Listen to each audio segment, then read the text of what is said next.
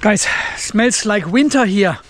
It also looks like winter. Look at these clouds. I think it is time to put the temporary pool fan system up and harvest some more energy from the sun, which is not even there. Guys, and welcome back to the off-grid garage here in not so sunny Australia. So in today's video we want to set up the pool fence solar, yeah, against the fence there. And also, as you can see in the back, we have another solar array to set up today. And these are all temporary setups for winter time, when I have just not enough sun because shading, clouds, really bad weather here. I mean, it's under 25 degrees. Definitely winter. Yeah, we have only 21 amps outside. We are down to 31% state of charge. Yeah, Wi-Fi charged our vehicle last night. We are down to 71.2 kilowatt hours of stored energy. In all the connected batteries, all of them. I know this sounds still a lot, but if you charge 2 vehicles from these batteries, it's going down quickly. So we definitely need more sunshine. Yes, that's what I'm talking about. So this morning I've already sorted out some of my cables I want to use to connect all these panels. We've got heaps of branch connectors, twin connectors here. And especially with the system up there behind the pool, I want to do something differently this year. And I think we are going to make a lot more energy with this new system than we did last year. But let's start with the pool fence system first here, because all the cabling is already done. I just need to put up the panels, connect them all, and then we should be fine to fire up the MPPT inside the garage and harvest some amazing 21 watts. I think we are not getting much more. So in the last couple of years we always used these 250 watt Rene solar. From all these panels here in the shed, we tested these ones here with the highest output. But I want to use these ones actually for the array behind the pool this year. And I think we are going with the BLD solar, Better Life We Do. Sounds like a good slogan. And these are 250 watt panels as well. And I have exactly 1, 2, 3, 4, 5, 6 of them. This is exactly the amount I need. So let's untangle them and get them out of here.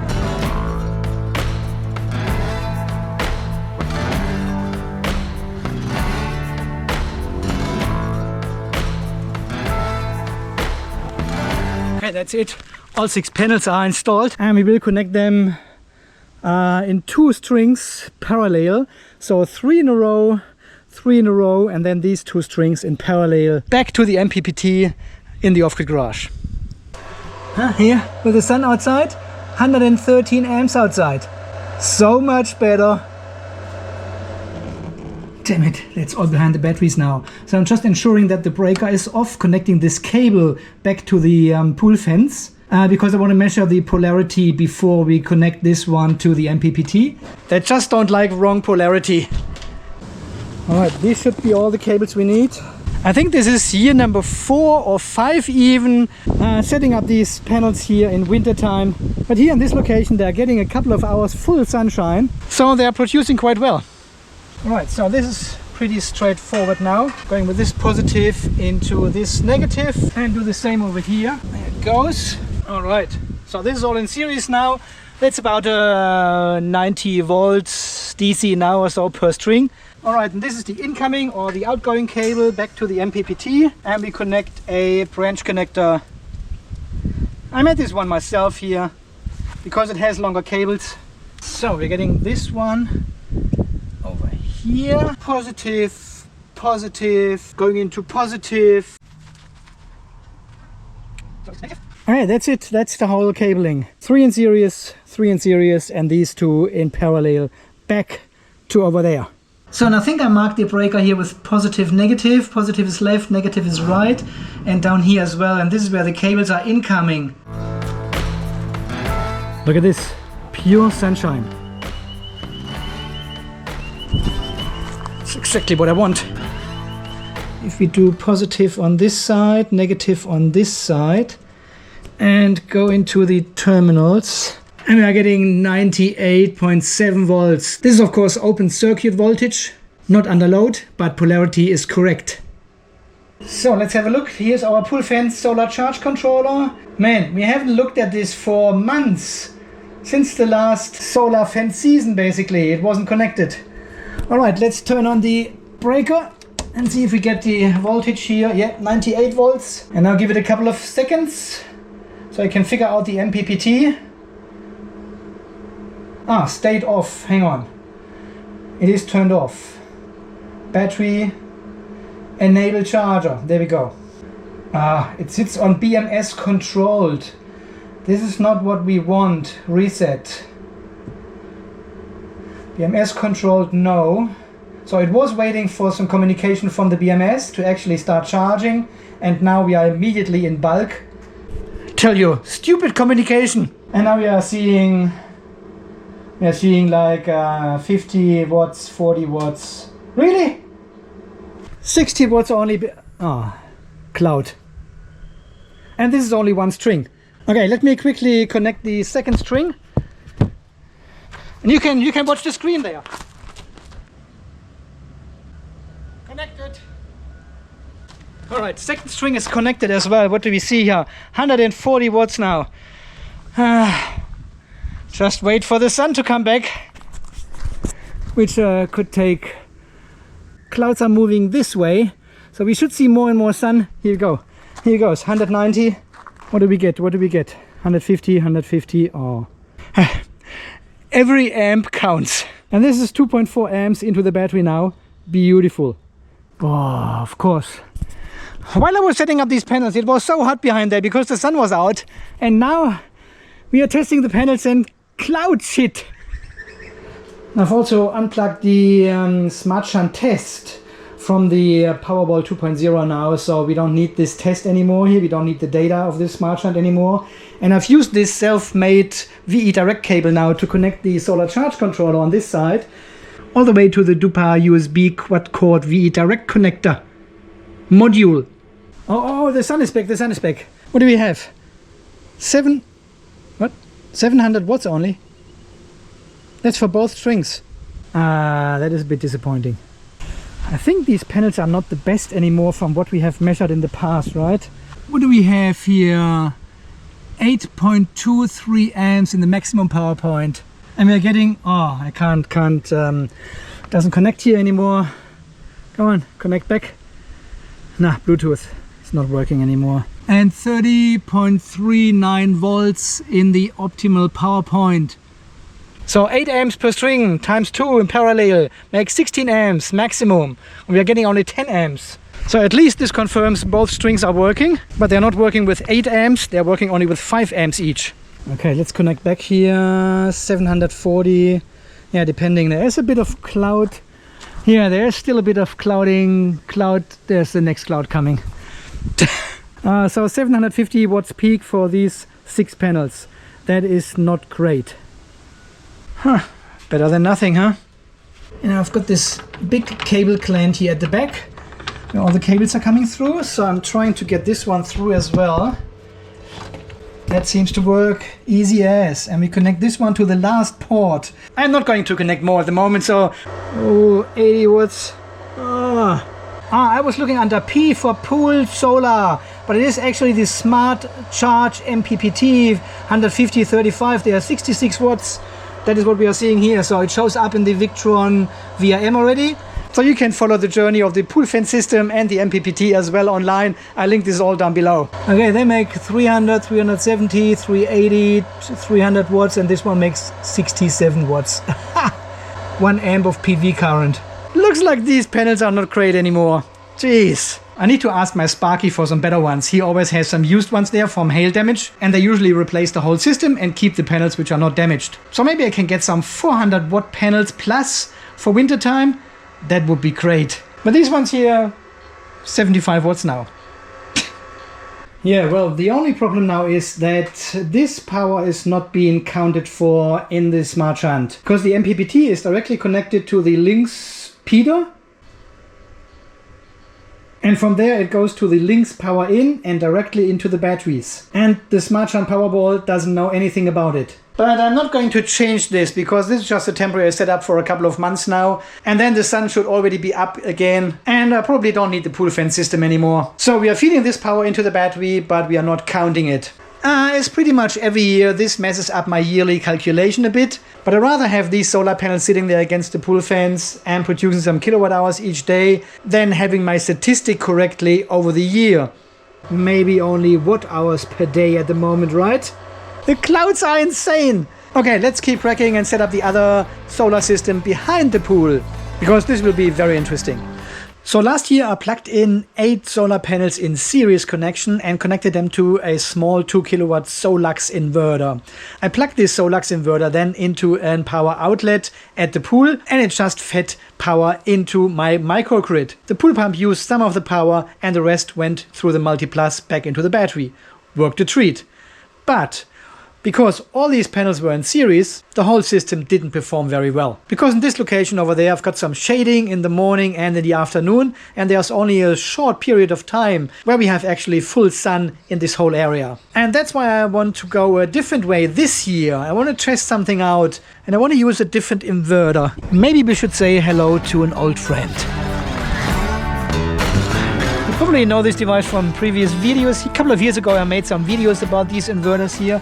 This is the SUN 2000 GTIL, the SUN GTIL2. It is a grid tie inverter. That means it is not an off-grid inverter, not a standalone inverter. It needs to be connected to the grid to operate. Yeah, and I think, yeah, because it says 2000, this is the 2000 watt version. Input voltage range DC 45 to 90 volts. That means I can connect 2 panels in series of these ones here. What do we have? Yeah, 37 volt open circuit voltage. That means 75 volts around open circuit voltage. And this inverter can handle up to 90 volts. And it starts already producing at 45 volts. So perfect. The maximum power point, 8.3 amps. That means we put 2 panels in series and then 2 other ones in parallel. That makes 16 amps of incoming current. That is not much, because this is a 2000 watt inverter. It can handle a lot more current on the DC side. So I can actually double my solar panels and connect another 2 strings in parallel. So I've got 4 parallel strings then connected to this inverter. This should work. And if not, hell yeah.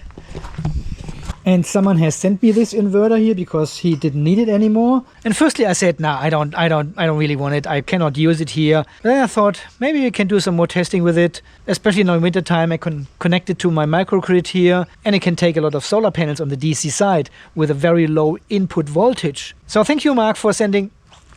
Mike. Thank you, Mike, for sending over this SUN GTIL2 inverter here. So this one is obviously used. We can see it has a bit of rust on these propeller guards.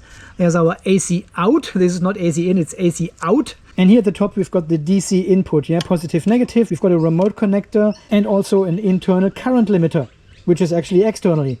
And I think this is all inside the box here. Yeah, there's the current limiter. And this here, oh, that's a Wi-Fi module. Yeah, and with the current limiter connected, it produces only so much power as you actually need inside the house. So it measures how much power is coming in from the grid and then produces the same amount of power to compensate for that. So your energy meter sits on 0 all the time. Pretty cool device. Starting voltage too low, because there's no DC connected at the moment. So let's have a look. 208 volts. Wow, this one has done 9,150 kilowatt hours. I want to go into the settings and have a look here. LCD always on. Internal limiter is turned off. Yeah, we don't need this here. Cutoff voltage 44 volts. Reboot voltage 44 volts. Yeah, that's all fine. We don't need any voltages here because this one runs as long as there's DC power coming in. And it feeds in as much AC power into my microgrid as possible. Wow. 10,000 kilowatt hours on the clock. Not bad. And because this is an inverter which is not designed to hang outside, we need to be a bit careful with the protection over there. We probably have to protect this one a bit here. And I've got this clear plastic here, which is actually longer than the whole inverter. Perfect. Here, if I... just give me a second here.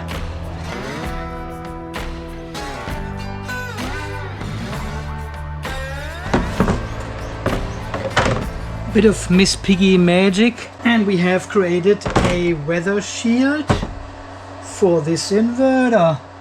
So it is protected from the elements now. It will be sitting under a roof anyway in the pool area. But if you get rain with a lot of wind, it doesn't matter anymore. This weather shield protects now the inverter from the elements.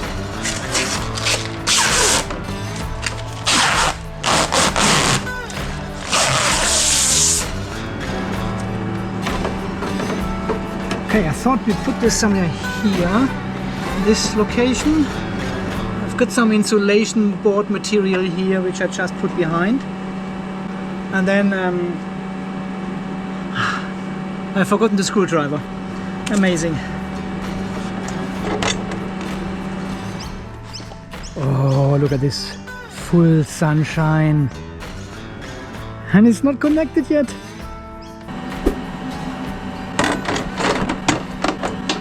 Maybe we should start with the top one. Ah, there you go. So these insulation strips, they just clamp it to the fence. Bombenfest. And it's now protected with this weather shield here with this roof. And here to the side there's plenty of space of this acrylic. And if there's weather coming from this side, it's too far away. And it won't, because we've got winter. So no storms anymore until October, November. All right, very cool. And I'm going to use one of these Zigbee power monitors. And I just plug this into the power point here at the pool. And I've got all the data then in Home Assistant. All right, let's get some more panels over here and start cabling them.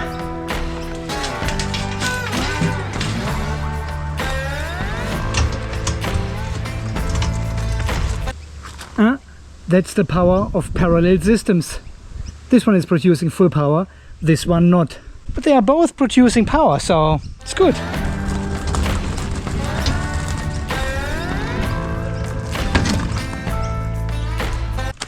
I need to get the camera for the next shot. Okay, now I'm coming around the corner here.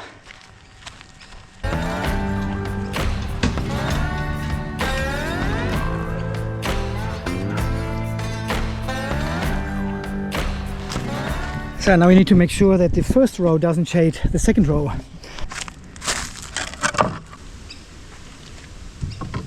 probably have to move this row a little bit further back, so it sits more in the corner there between the bush and the fence, because we're still making some shade now here. Look at this.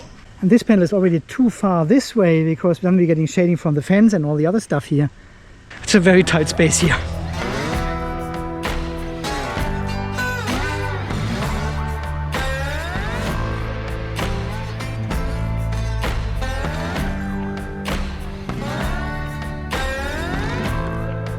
Okay, I think I've got everything ready, plugged in and cabled and connected. So we've got these two panels a string, these two panels a string, and this string is in parallel, yeah? Using these branch connectors, connecting them in parallel, going back to the inverter. And I've pretty much done the same here with the other system. Up here, one string in parallel, and then back to the inverter. So let's see if this actually works. Let's measure this one. There's nothing, okay, not connected yet. And here we should see some 62.7 volts. If the cable wouldn't be in the way, 62.6 volts open circuit voltage. And polarity is correct, positive, negative. Okay, let's plug in one string over here. So we should see a similar output on this side. Yeah, it's the other way around. 62.3 volts, positive, negative. Nice. Okay, let me unplug both strings again, and then we can connect everything to the inverter, and then we watch the energy monitor and see the power rising. But before we connect everything and power it up, I bought something else I wanna install on this side over there. MC4 fuses. See, these panels have a maximum series fuse rating of 20 amps. So 20 amps can go through these panels here without damaging them. And especially in a parallel setup, it is very important to fuse your strings correctly. Otherwise you could end up with a solar panel fire. So that's why I bought these fuses here. That's well, an MC4 fuse, you know, it's an inline fuse. Let me take one apart. There's actually a fuse inside. I'll put a photo here on the screen. So it says 1000 volt DC rated 20 amps and the interruption current is 33 kiloamps. And you can actually replace these fuses here. You get them in different sizes and they're sitting very tight in these holders. Screw these ones back in. They've got rubber sealings here on the end and bottom. And then you have got male and female MC4 connectors. So you just put them in line and you have fused your string with 20 amps. I probably wouldn't recommend them for a permanent installation here. So if you install solar panels directly on the roof, I wouldn't use these ones here. With a permanent installation, I would always install a solar combiner box. And here we have DC breakers for each of the strings on the roof. But here for my temporary setup, perfect. I probably have to pull these ones here a bit this way again, because there's a tiny bit of shading. Probably doesn't make a big difference. But this is the afternoon sun I want to capture.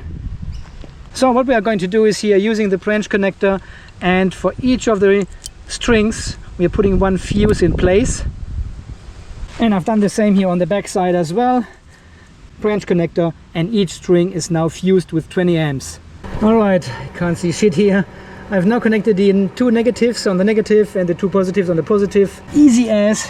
And we plug in the inverter. Oh, come on. Which way around are you going? This way. Alright, it turns on. And it still says voltage is too low because none of the strings is connected. So I'll just make sure we can see this energy monitor in Home Assistant, and then we plug in these strings one after another and see what's happening. Okay, so these panels are fully shaded here. These ones are partly shaded. I want to plug in this string first here because this seems to have the most of sun. Then here we can see it. We've got a Solux power. Yeah, this is still named after the Solux inverter from last year. And you can see 2 watts. This is basically the standby power of the SUN GTIL2 inverter. It uses this because nothing is plugged in at the moment. Okay, then let's plug in this string here, which is in the sun, and see what is happening. 6 watt. It immediately produces 60, 70 watts only. Really? Come on. It should be 500 watts maximum. Or we are, oh well, 70 watts, right? Okay. It is what it is. Okay, we plug in the next string and see what's happening. Second string, 80, 104, 100 watts, 95 watts at the moment. Oh, well, just wait. I've got 2 more strings to go. So some people always think if you parallel panels in full sun, like these ones here with panels in shade, these ones will dump all the energy into these panels because they are shaded. They've got a lower voltage. But this is not true, because the voltage stays almost constant regardless if the panel is shaded or in full sun. It is the current which is limited by shading. And we plug in these 2 strings here and see if we get less or more power. Okay, string number 1, 112. See, it still contributes a little bit at least. Here I am. Where are you looking at? Alright, and the next one, the last one, and we've got all 4 strings connected. We've got 138 watts now coming from all these wonderful panels here. That was definitely worth all the effort.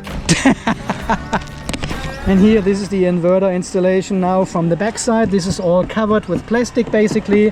We've got a nice roof here on top. So even if we have rain coming in from, that is so loud, please. There's nothing going into the inverter. It is all covered from both sides, from the top. And we've got the roof on top anyway. A little bit of peace of mind. Yeah, we've got 112 watts from the whole system, 124 watts now from the whole system. Supposed to be 500, 1000, 2000 watts. This is 2000 watts peak. And we're getting 124 only. That is a bit sad, but it is already 3:30, so it's late afternoon, and you can see the sun is already going down behind the tree. So sunset is in 2 hours, exactly in 2 hours. Yeah, 5:30. It will be absolutely dark outside. Let's have a look at the pool fence system. How much energy we have created since installation about 2 hours ago. 340 watts we do. History. Look at this, we've done over 1 kWh already. And this is only since we installed it like 2.5 hours ago. So that is quite amazing actually, 1 kWh in these conditions, you know, with all the clouds and stuff. I know, 1 kWh doesn't sound much, but if you are limited with solar power, as most of us are in wintertime, 1 kWh here and there makes a huge difference, right? So if this would be the whole energy production per day, 1 kWh, that makes 7 kWh per week, probably like 50 kilometers of driving for free. So why didn't I put fuses in these two strings here? Because it's not necessary. Yeah? We've got 20 amps rated panels here, 3 in series, 2 strings in parallel. When this string is faulty, this one dumps all the energy into this one, but this one can produce only 8 amps maximum, which is far under the 20 amp rated for these panels. So there's no danger in doing this without fuses. If you would have another 3 panels as a third string, and one of the strings is faulty, we've got 8 amps plus 8 amps from the other string, makes 16 amps. It is still under the 20 amps which these panels are rated for. So no fuse needed. So here it is a bit different because we've got 4 strings, yeah, and each of the strings can deliver 8 amps maximum in theory. If one string is faulty, we've got 8, 16, 24 amps going into the faulty string, which is over the rated current for these panels. So fuses are needed. Alright guys, so what we are going to do now is we leave both systems running for tomorrow for the full day from dawn to dusk, and then we can have a look in Home Assistant how much energy each of the systems has produced, and this gives me a good idea how much additional energy I can expect from these systems now during winter. But I think it will be pretty decent actually. Alright, you have a wonderful night, and tomorrow day, and then we see us again tomorrow afternoon, late afternoon, after sunset, and we have a look at the results then. Alright, until then, stay charged. So it is now day 3 after we installed these panels here and connected them to the inverter, and the weather wasn't great until today. So even today we've got lots of clouds, but still these sunny moments here, and we can now see the full potential of this system here with the parallel strings. Yeah, the ones in the front here are fully in the sun and producing maximum power, while the 2 strings in the back, they are shaded still and producing only little power, but altogether they're producing 800 watts at the moment. If I would have all these panels here in series, I would make 120 watts now, because the 4 panels in the back there, they are fully shaded, and the ones in the front are in sun. But this doesn't matter in series connection then. Now you would say, well, Andy, these panels, they have bypass diodes. So whenever they are shaded, these panels are being bypassed, and you're only using these panels here. That's not how bypass diodes work, unfortunately. Bypass diodes in these panels are actually a scam, and they're working very, very differently to what people think they should work. I'll make a video in the future and show you how these diodes work or not work, and why it is far more efficient when you have shading any kind of form to parallel your panels if you can, and not series connect them. It is a bit more effort to cable everything because you have all these parallel connections to make, but these ones are basically acting like kind of micro inverters now. Yeah, the strings are very small. This is a string, this is a string, and whenever something is shaded over there or over there now in the corner, it doesn't affect this string at all. This produces full power. So with shading, go parallel if you can. Alright my friends, welcome back to the show. It has been 3 days now, I think, since we set up these solar panels at the pool fence and behind the pool, and connected this all to the pool fence system here, to the MPPT controller, as well as the SUN GTIL grid-tied inverter.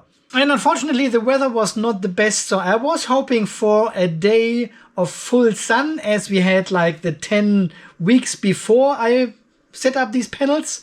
But now for the last couple of days it is cloudy, it is rainy, it has rained at least once a day, and there was almost no sunshine at all.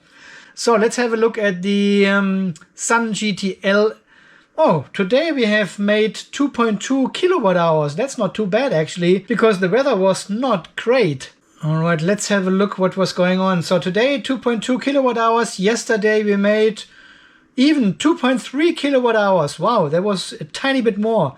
And the day before that, that was the day when we set everything up, 1.5 kilowatt hours only. But this was only half a day anyway. So even with all these clouds here, I'm making over 2 kilowatt hours with the system behind the pool. I mean, it's a 2 kilowatt peak solar system, right? So 2 kilowatt hours is not much, but some of the panels are always in the shade. I think there's only 40-45 minutes a day when all the panels are in sunlight. But hey, this is just what it is. 2.3 kilowatt hours a day times 7, 14, 15, 16 kilowatt hours, 16.1 kilowatt hours. That is 100 kilometers of driving for free. And let's have a look what we can see here. Solux power. So when we go in here at about, that was, oh, afternoon. It was afternoon. So peak was 1.2 kilowatts. Yeah, that's not too bad. Here again, let's have a look what was going on yesterday. Yesterday we had about the same, 1.2 kilowatts. That is peak power. And you can see the clouds here, how these spikes are going up and down, up and down. It goes even down to like 100 watts or something, 200 watts. And then it goes up 1000 again. That is just what it is when you have clouds and sun in a mix. Let's have a look at the MPPTs. Yeah, today 3.5, 4.9, 4.9. This is the garage. And then 3.9 from the shed. And 2 kilowatt hours from the pool fan system there. So, alright, so we made a bit more than yesterday. Yesterday it was only 1.8 kilowatt. Pool fan system history. Here we can see it nicely. Yeah, 1.08, 1.1 kilowatt it was. That was the first day, so half a day around. Not much more the day after. It was super cloudy and rainy. 1.1 kilowatt, 1.8 yesterday, and almost 2 kilowatt hours today. Wow. So 2 kilowatt hours from the pool fan system and 2.3 kilowatt hours from the behind the pool system. It needs a name. I don't know. Leave your comments down below. Makes 4.3 kilowatt hours. And if we have a look here, what I have made, the tilt system made only 5 kilowatt hours today. So this is basically doubling my output of the tilt system plus 19.2 kilowatt hours from the solar charge controllers. Well, this is already including the pool fan system here. So all in total, I made 26.4 kilowatt hours today, which is over the 22 kilowatt hours I actually need per day. And thankfully, my wife didn't drive the car or didn't charge the car today, but we still made a loss of 6.2 kilowatt hours today because of all the clouds. And if I factor in the AC coupled solar system, it made another 11.2 kilowatt hours, which I completely exported to the grid. When I factor this one in, I made 37.6 kilowatt hours, which is a plus of what I have used so far of 5 kilowatt hours. So that's good. Yeah, guys, I can't wait until we connect this AC coupled solar to the off-grid garage here as well. And then we should be fine even in winter. We should have enough energy with all the battery power then. It'll be nice. All right, my friends, I think so far this video from today is so setting up the winter temporary pool fans and behind the pool fans solar system. One is AC coupled, the other one is DC coupled. We are an MPPT. So this gives me another 4.5 kilowatt hours per day. So I'm very happy with that result. And it is only for the next 7 weeks or so until we have the winter solstice down here, which is the shortest day of the year. And from then on, it goes already upwards again. Isn't that crazy? It was just shortly before Christmas when we had the summer solstice. And now we are only a couple of weeks away from the winter solstice again. It is crazy how fast time is moving. Guys, thank you very, very much for over 122,000 subscribers here on the channel. That is amazing and crazy. Well, if you haven't subscribed, the button is down there. It is free. If you have already, thank you very much for that. Guys, don't forget to drop me a like if you enjoy this sort of content. Thank you for your overall support. A special thanks always goes to the people who are donating to the channel or becoming a channel member. Thank you very, very much for this outstanding support here. More videos are coming. In the next video, we want to have a look at this year the battery tester is running for the last 7 days or something, and I want to show you a small incredible device which I always wanted and never bought, and now I bought one, so I want to show you this one in the next video. And until the next video, guys, when we have a look at this stuff here on my workbench, you stay charged, stay safe, and thanks again for watching. See you then. Bye bye.